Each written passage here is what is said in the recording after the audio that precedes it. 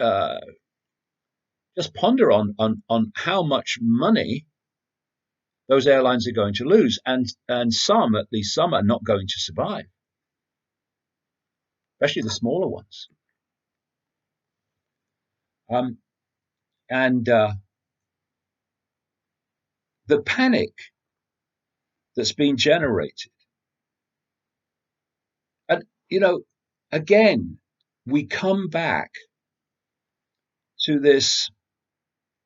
um, this theme that I've been talking about all these years of self-identity.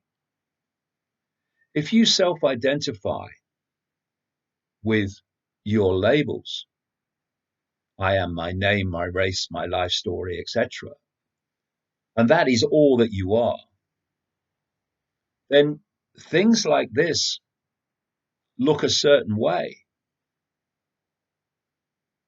And the desperation to survive for survival's sake becomes paramount.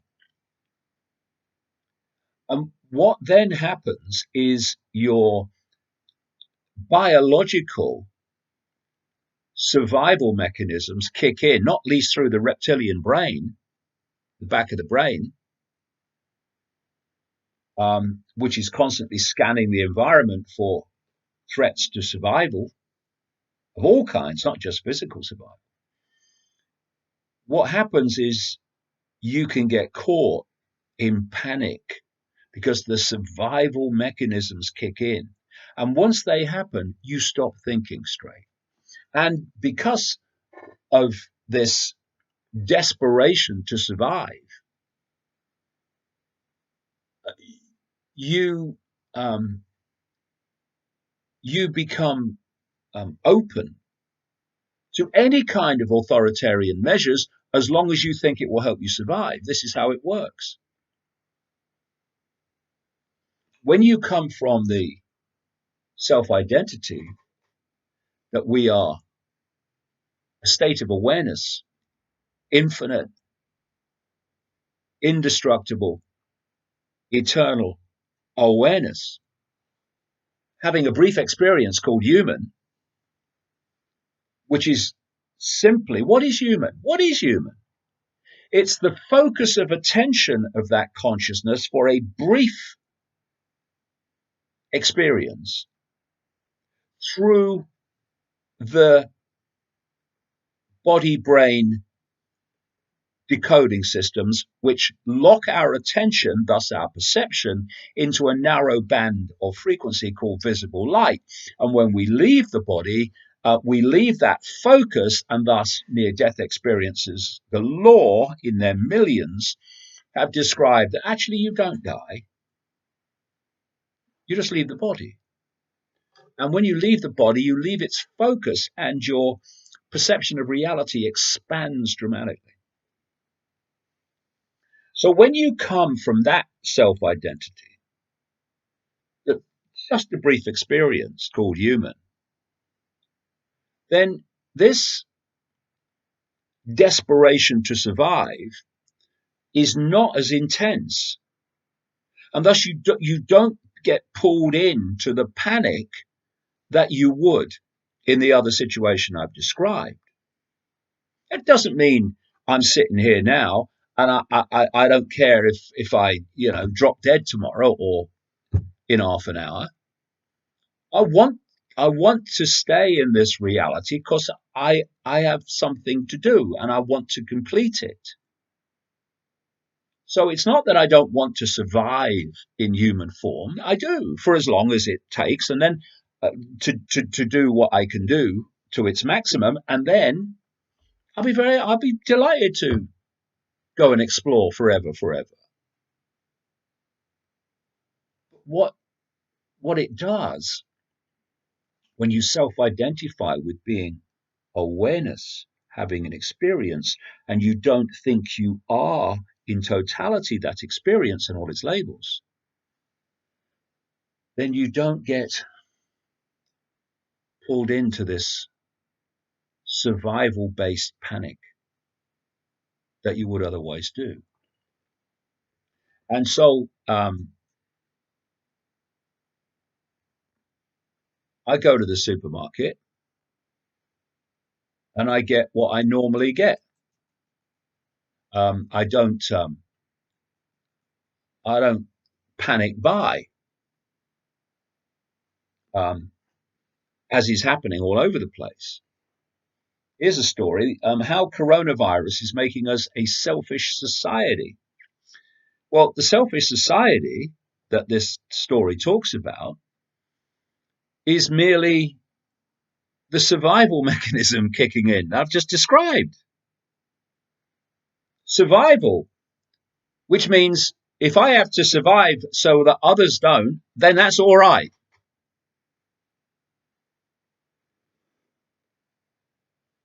And this is something you see throughout the natural world. This survival mechanism kicking in, not just humans.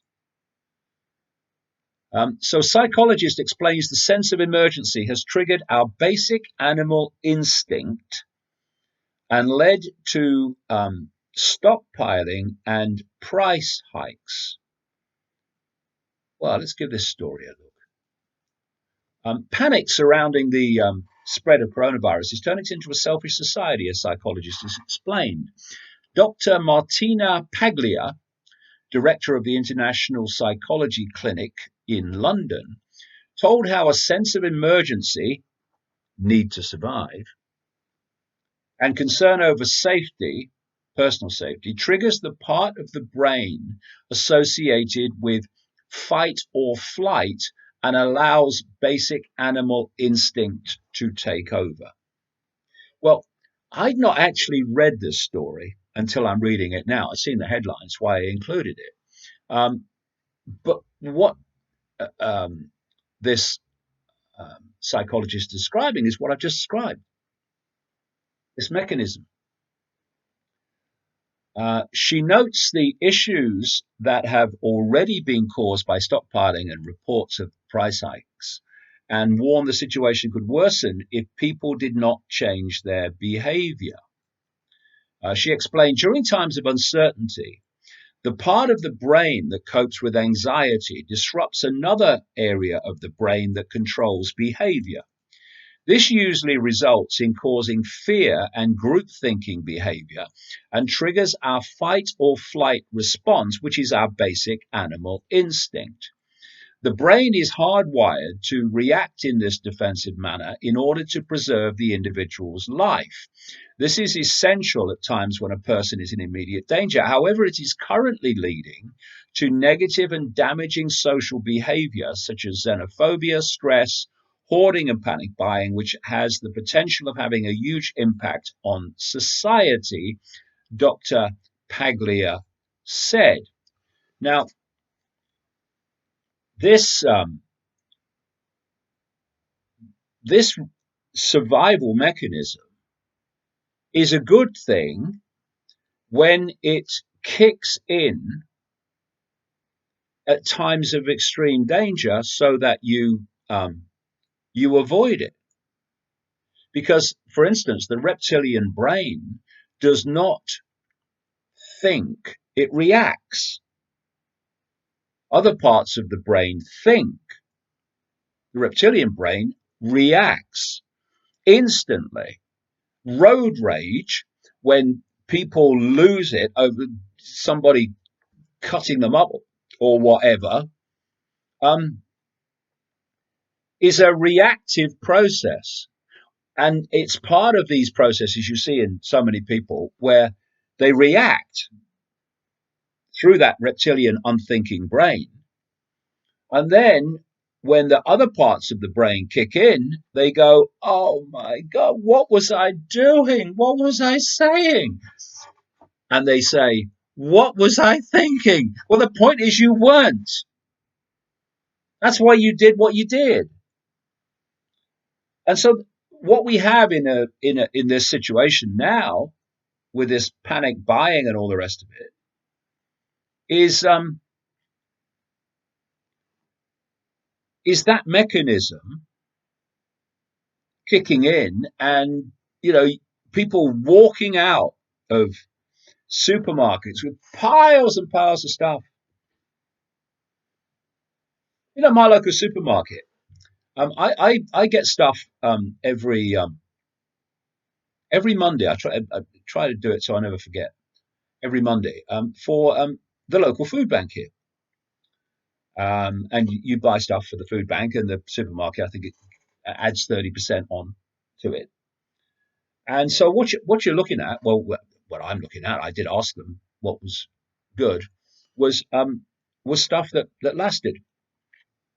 And so I usually get big packs of pasta. I don't eat pasta. Um, and tins of beans. You know, things that fill people's bellies who are hungry. Um, it's not the greatest food in the world, but you're in that situation. And so I went this Monday. Gone.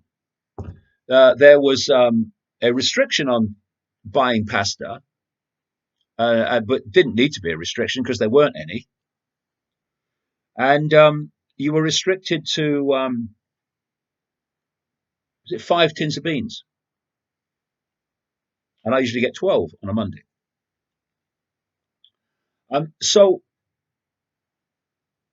there are many knock-on effects for many, many different people of panic buying. Because if some have, others won't have. Oh, but I've got to survive.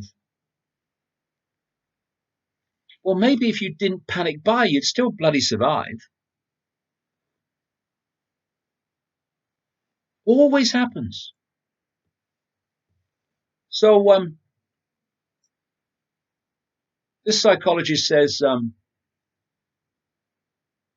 she urged people to have greater awareness of their own behavior in order to keep it under control.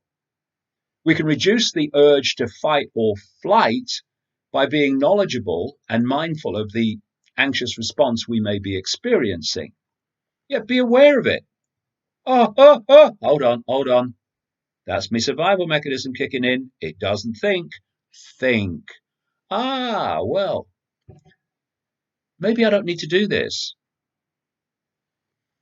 She said we can reduce the urge to fight or flight by being knowledgeable and mindful of the anxious response we may be experiencing. Try to avoid panicking by understanding and accepting the anxiety, making sure that the information you're receiving is actual fact rather than just opinion, and take control of your response. Well, that's good advice across the whole spectrum of human life. Take control of our own response. Because panic buying is having fear triggered from external sources dictating your response, not people controlling their own. I mean, you shouldn't laugh, and I don't laugh because it's funny. I kind of shake my head because it's just an extreme example of what I'm talking about. How about this for a headline? Indian farmer destroys nearly $800,000 worth of chickens and eggs over coronavirus fake news on social media. The coronavirus outbreak has not killed anyone in India so far, but it has been absolutely lethal to the poultry industry, with a false rumour leading one farmer to destroy his or his entire livelihood. This guy, Dr. Suresh Batlikar, a poultry farmer, is one of many local poultry producers who have fallen victim to the coronavirus-linked panic fueled by social media posts suggesting that the COVID-19 could be transmitted through white meat. Though unfounded, the rumour has spread like wildfire on messaging platforms such as WhatsApp, prompting many to drop chicken and eggs from their daily diet. A quick sip.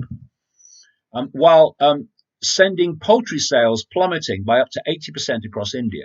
the third largest producer of eggs and fourth largest of chickens in the world. Efforts by the industry's excuse me, professionals, lawmakers, and vets to reassure the public have so far been in vain. This is the panic. So,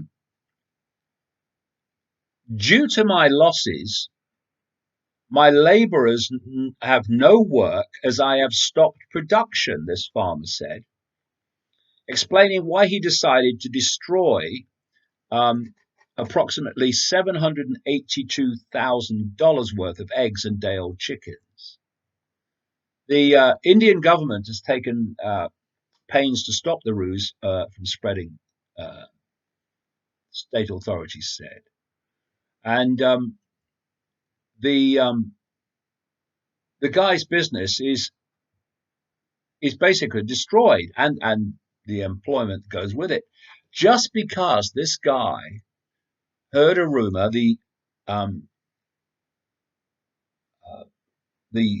survival response mechanism kicked in, didn't think straight, and that's what happened. It's so important to keep calm and not get pulled into this stuff, because that's when we get scammed. And just finally on the coronavirus in this podcast, here's another version of madness. Islamic scholar who said coronavirus was Allah's punishment gets coronavirus. An Islamic scholar who said coronavirus was Allah's punishment for China's treatment of Muslims now has coronavirus.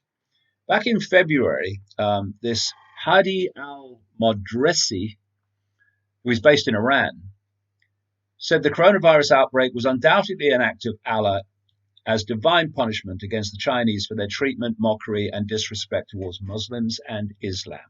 It is obvious that the spread of this virus is an act of Allah. How do I know this? The spread of the coronavirus began in China, an ancient and vast country, the population of which makes up 1/7 of humanity, he said. More than 1 billion people live in that country. The authorities in that country are tyrannical. Well, of course, those in Iran are not. And they laid siege to more than 1 million Muslims and placed them under house arrest. How can an extreme Islamic scholar complain that any other country is tyrannical? Talk about lack of self-awareness. Anyway, the journalists in that country, he said, began to mock the hijab of Muslim women, and they forced Muslim men to eat pork and drink wine. Allah sent a disease upon them, and this disease laid siege to 40 million Chinese people. The same hijab that they mocked has been forced upon them, both men and women, by Allah by means of the state authorities and officials. But this chap has now apparently contracted coronavirus. So what does Allah have against him? It is just crazy stuff. You know, when you see the perceptual programs that pass for human thinking, it is absolutely extraordinary.